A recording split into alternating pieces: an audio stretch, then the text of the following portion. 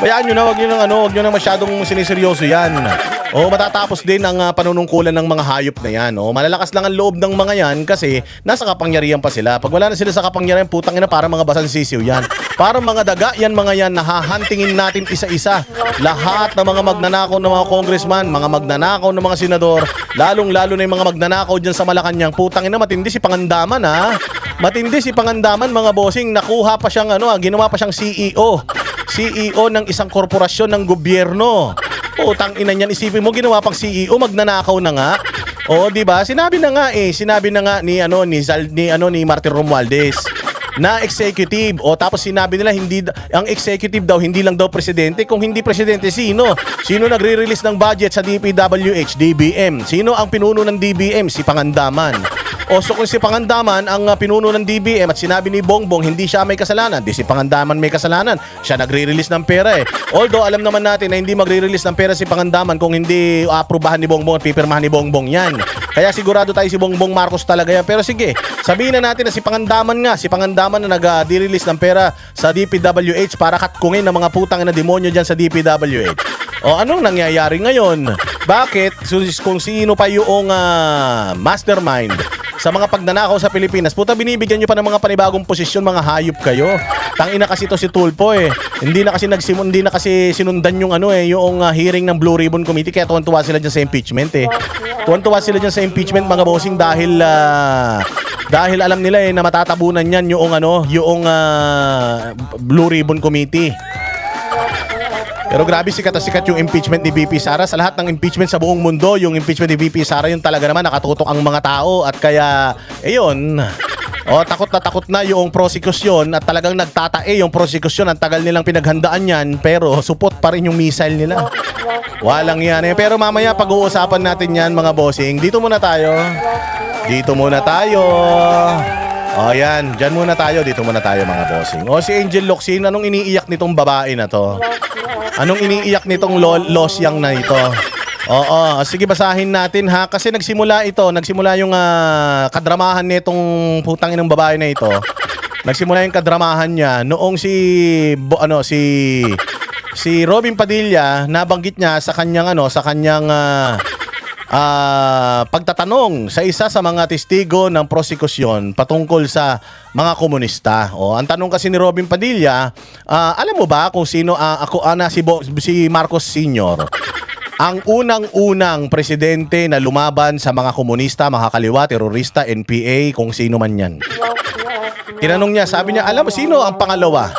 Sino ang pangalawang pangulo na na-misinterpret na mga bobong galit kay Robin? Sabi niya, sino ang pangalawang pangulo na nagtrabaho sa CPP, na tatrabahuhin o ubusin, lipulin ng CPP-NPA? Tapos sabi nila, anong pangalawang pangulo? Hindi naman pangalawang pangulo si Duterte, tanga. Sinabi nga si Marcos Sr. yung unang pangulo, yung pangalawang pangulo, ibig sabihin sumunod kay pangulo na sumunod kay Marcos Sr. Tangina nito mga bobo eh. So ngayon, pangalawang pangulo na sumunod sa pagsawata sa komunistang NPA. Si Robin Padilla, hindi pala.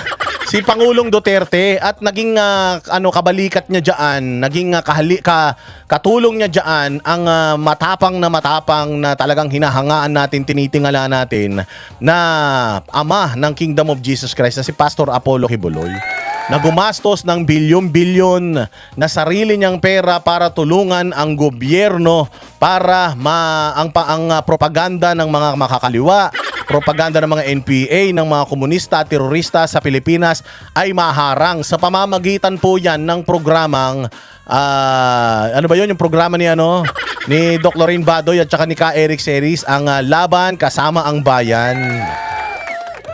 Bilyon-bilyon ang ginastos, ilang taon na ine-expose ng programa na yan sa SMNI kung papaano nagre-recruit yung mga komunista mula elementarya hanggang high school, kung paano sila nagtatanim ng ideolohiya sa mga kabataan natin para pagdating ng kolehiyo, ma-exploit nila yan, mare-recruit nila yan at dadalhin yan sa bundok para maging corn beef. Nung panahon ni Pangulong Duterte, So dahil dyan sa programa na yan, nagising ang mga kamalayan ng mga magulang, pinrotektahan yung kanilang mga anak, pati yung mga kabataan, nagising ang kanilang diwa, hindi sila nagpabudol, nagpaloko, nagpa-brainwash dito sa mga putang inang mga makakaliwat mga komunista na ito. So bumaba yung kanilang recruitment, tapos marami sa mga kadre, marami sa mga rebelde ang nagbalik sa gobyerno dahil sa ipinaramdam ni Pangulong Duterte sa mga komunista na ang gobyerno ay hindi ninyo kalaban, lalong-lalo na ang gobyernong Duterte. Kaya ang daming nagsisuko na mga NPA nung panahon ni Pangulong Duterte at konting-konti na lang mauubos ng mga yan. As in, konting-konti na lang. Putang ina, nakipag-pistoks ang gobyerno na ito ni Bongbong. Nakipag-pistoks ang gobyerno na ito ni Bongbong sa mga komunista. Putang ina niyan.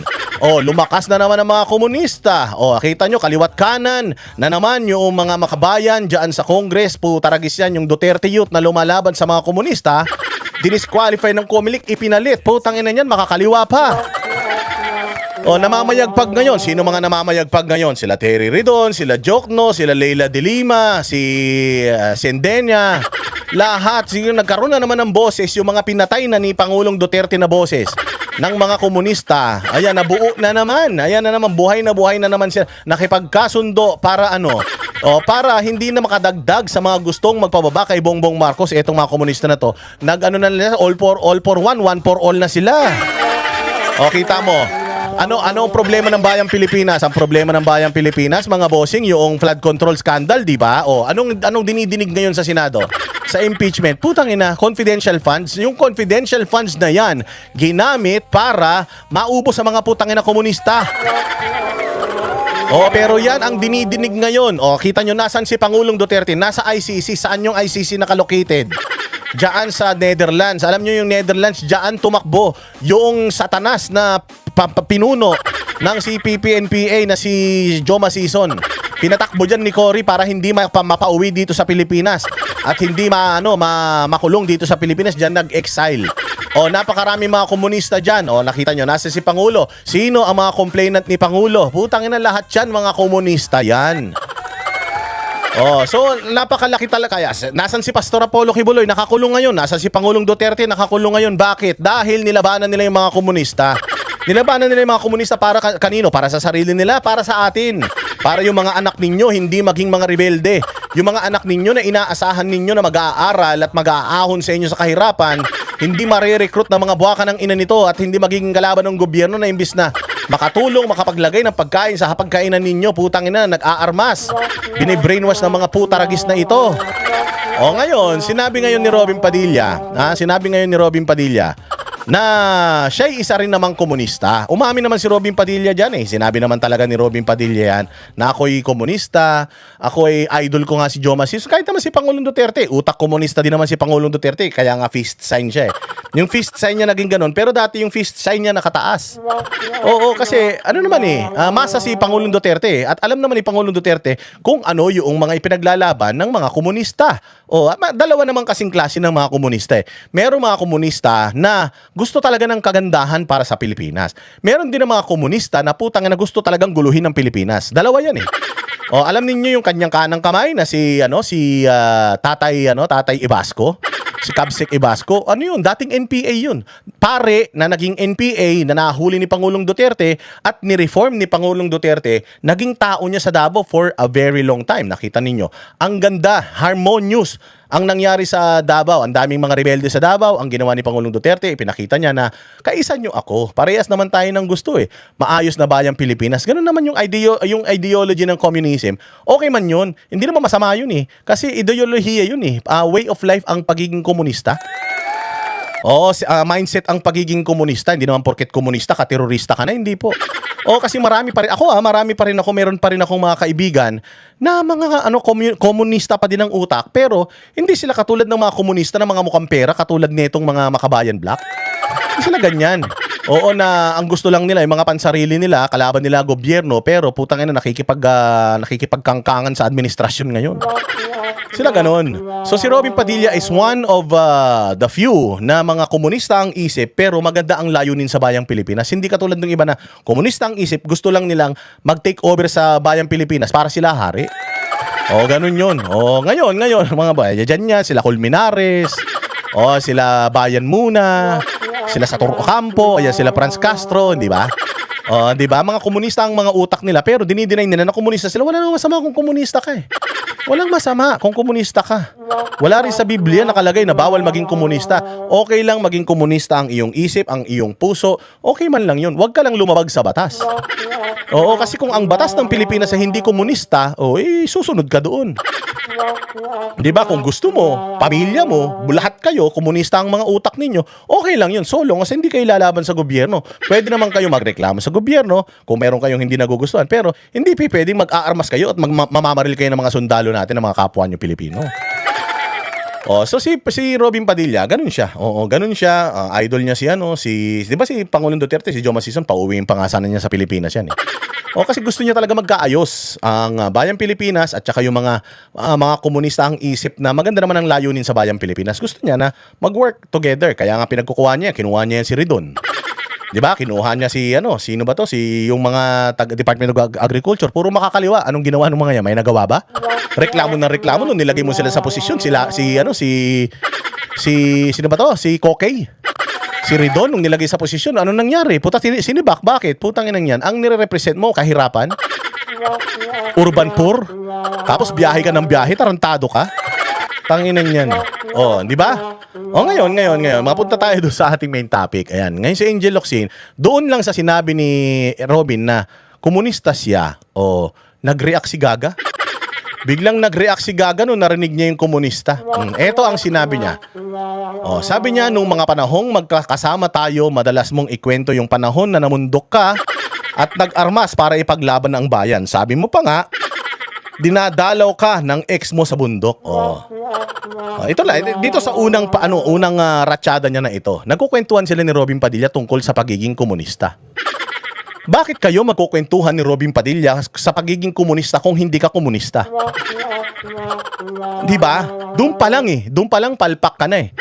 Deny ka kasi ng deny. Deny ka ng deny na hindi ka left-leaning, pero putyang ina. Para kang yung mga para kang yung mga sila Sara Ilago, sila Raul Manuel, na galit kapag ka nire-red tag, wala nga salitang red tag, kapag ka inuugnay sila sa mga makakaliwang grupo, pero hindi naman nila kayang kondinahin yung mga masasamang gawain ng CPP, NPA, NDF.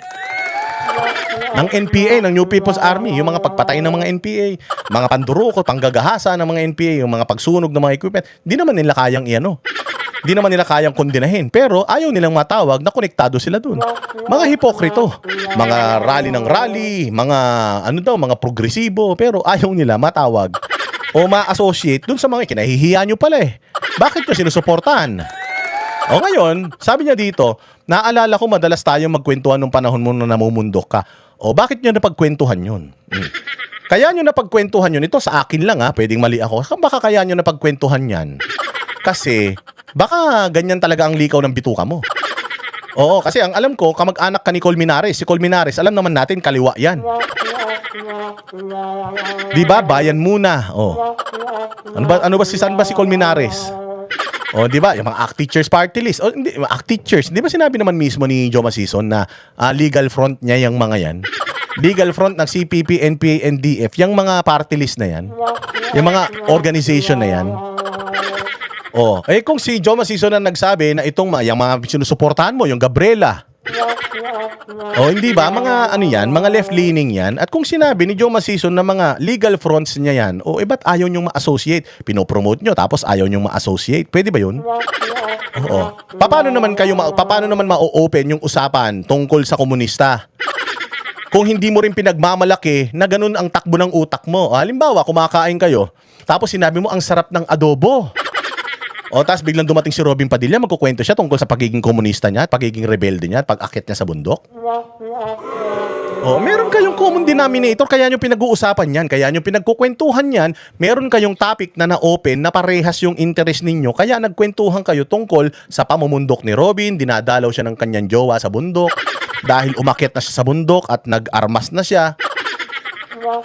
Di ba? Kung halimbawa, nagte-tetris ka. Alangan naman nagte-tetris ka, biglang darating si Robin Padilla, Angel Locsin, alam mo ba, na komunista ako dati.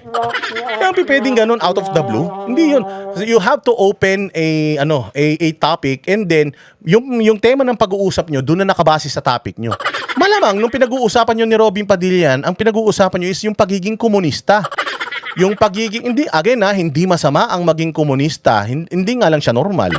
Pero hindi krimen ang pagiging komunista. Kasi katulad yan, ang China, komunista, maunlad. Ang Russia, komunista, maunlad. Yung North Korea, ewan ko rin, wala akong idea. Hindi ba? Hindi masama yun. O, maayos. Depende na sa ano yan. Depende na sa namumuno yan.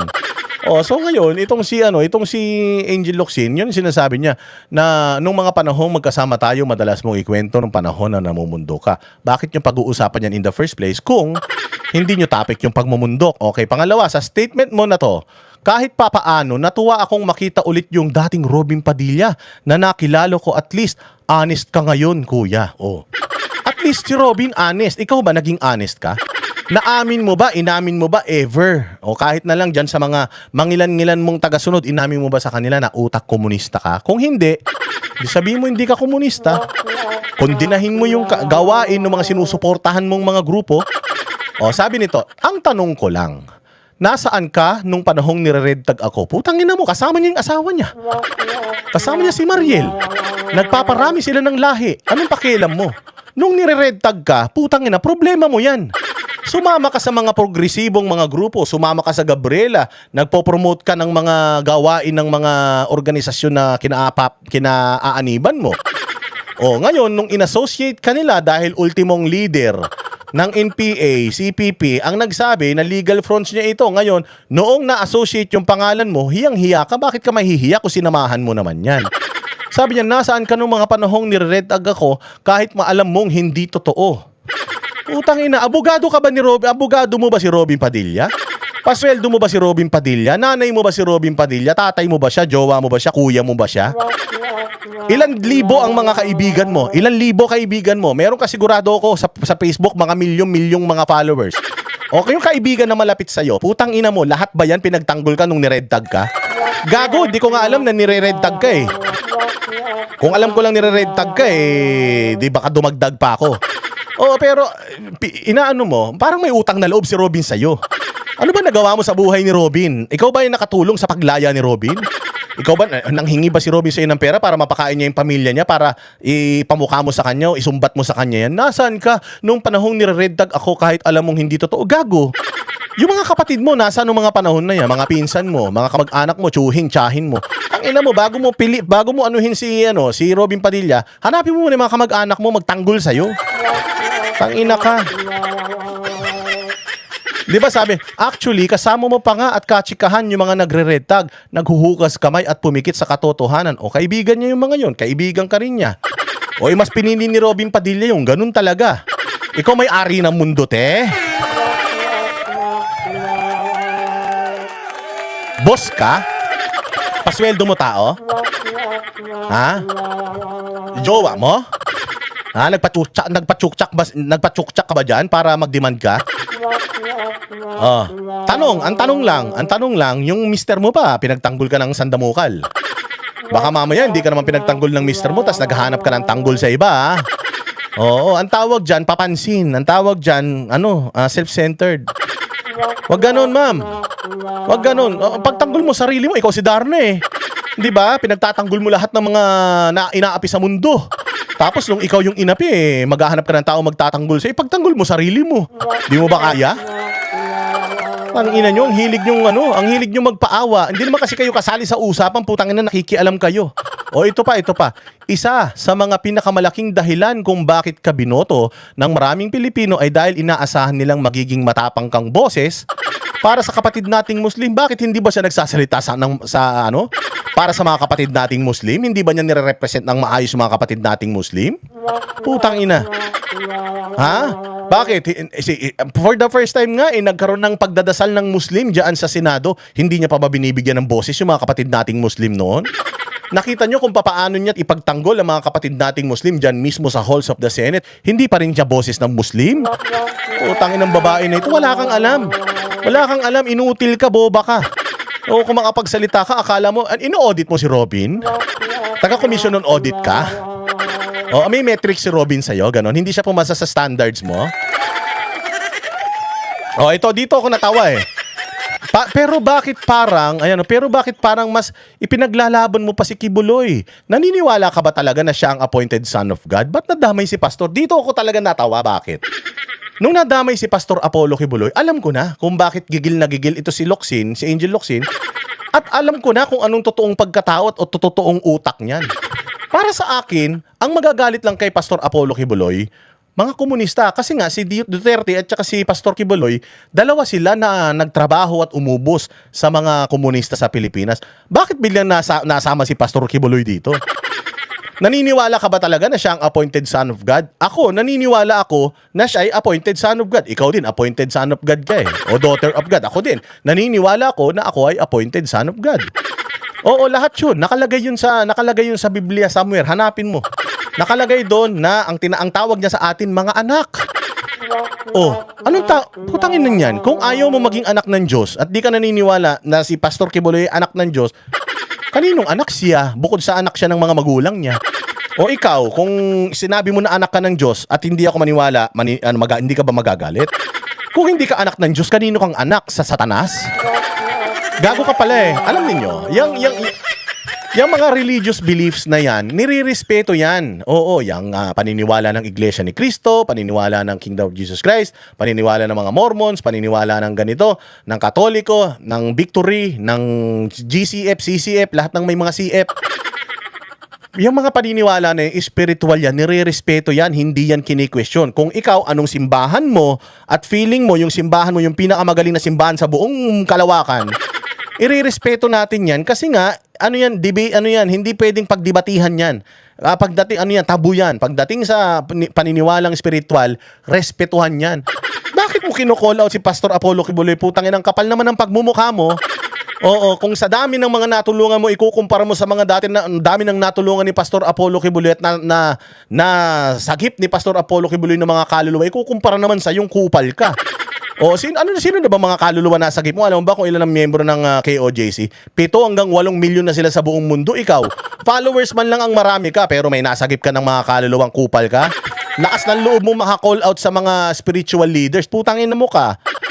Yung spiritual leader ninyo, may nagawa na ba yan para sa bayang Pilipinas?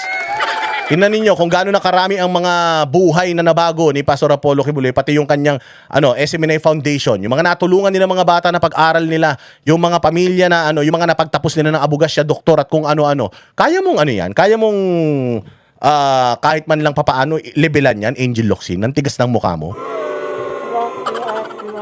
Kaya nung lumabas yung pangalan ni Pastor Apollo Kibuloy dito, sabi ko, bakit anong connection nung away nyo ni Robin Padilla kay Pastor Kibuloy? Alam ko na. Kaya galit na galit ito kay Pastor Kibuloy kasi nga, putang ina, komunista ang utak nito. Oo, kasi hindi mo naman, ang dami naman simbahan eh. Si Robin Padilla, nirerespeto din niya ang Iglesia ni Cristo. Meron ding mga personal pronouncements ang leader ng Iglesia ni Cristo. Siya din ang tagapagmana ng mundo. Ba't hindi mo kino-call out dito? Bakit si Pastor Apollo Kibuloy lang kino-call out mo? Kasi alam mo yun, na si PRD, si Pastor Kibuloy, ang umubos sa lahi ng mga kaibigan mong mga komunista siguro. Tapos magagalit ka, magdidimanda ka. Putangin na, nananahimik ka eh. Nasa bahay ka lang, nagpapalaki ka ng bilbil mo, nakikialam ka sa mga usaping politika eh. Mag-open letter ka. Tapos kapag sinagot yung open letter mo ng mga follower ni Robin Padilla at naniniwala sa kanya, iiyak ka. Magsumbong ka ngayon, magsumbong ka sa asawa mo. Kung gusto mo, tapos mag-vlog ka din, mag-away tayo dito sa vlog kung gusto mo. Naniniwala ka pa talaga na siya ang appointed son of God? If you're gonna ask me, yes, naniniwala ako na siya ay appointed son of God.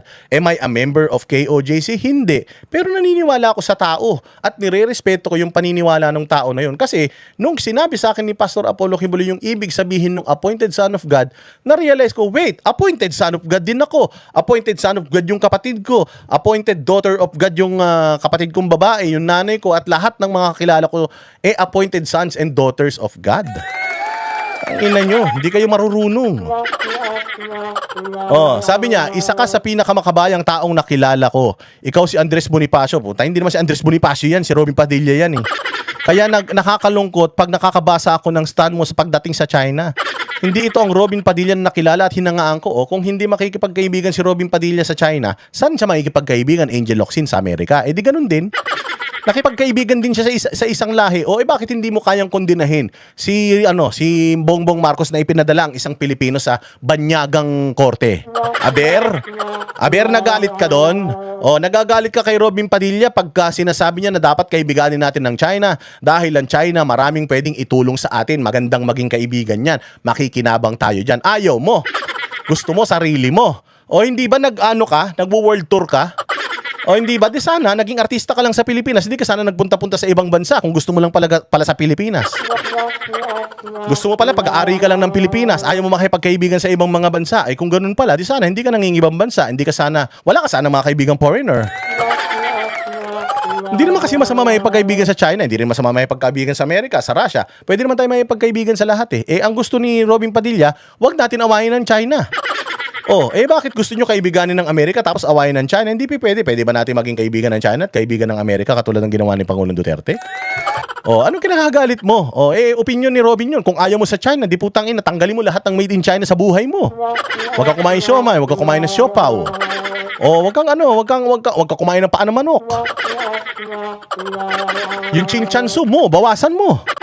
Di ba? Anak ng tinapay ka. Kung yun ang gusto ni Robin Padilla, anong pakialam mo? Magsenador ka, tumakbo ka senador, tapos awayin mo China. Hindi ka pa kikialaman ni Robin. At saka ano ba masama sa China? Kakagaling lang namin sa China, galit na galit ka sa China, gago, mas mayaman di hamak ng maraming milya-milyang daan taon ng layo ng China sa atin. At kung tatanungin mo kung gusto natin maging katulad ng China, oo naman. Kung kakaibiganin ng China natin ng China, tutulungan tayo ng China na ma-advance tayo in terms of technology, in terms of infrastructure, why not? Coconut? Sabi nito, kahit papaano, alam kong halos parehas tayo ng landas na dinadaanan. Gago, iba yung landas niya, iba yung landas mo. Ang dahil mong drama. Galing sa hirap, nagtrabaho ng maaga. Tinangkilik at nagpapasaya ng mga tao. Ang utang na loob natin ay sa ating Diyos at sa lahat ng Pilipino. Ba't hindi ba ginagawa ni Robin yun? Ikaw lang ang may karapatan doon? Ikaw may ari? Nasa iyo titulo? Mas malala ka pa pala eh. Mas malala ka pa pala doon sa mga religious leaders eh. Parang ikaw kasi inaangkin mo na lang ang Diyos at ang bayang Pilipinas eh. Hindi lamang sa iisang tao. Sino ba iisang tao sinasabi mo? Si Duterte? Alam naman ikaw ang i-idolizing niya. Wala ka naman nagawa sa mundo. Bukod sa bumukangkang ka lang sa mister mo, wala ka naman nagawa sa mundo. Kundi, ayan lang, kung ano lang mga nabayaran mong buwis. Pero kung maging idol man ni Robin Padilla si Pastor Apollo Kibuloy, si Pangulong Duterte, sa kanya na yun. Hindi naman kayo magkaano-ano. Magkaibigan lang kayo. Pag-aari mo ba siya? Tama na kuya, gising na. Hindi pa huli ang lahat. Ulul, ikaw ang gumising kayong mga dilawan sa inyong kabaliwan. Sa inyong kahibangan na putang ina ninyo, kayo ang may hawak ng moral high ground dito sa Pilipinas. Hindi po.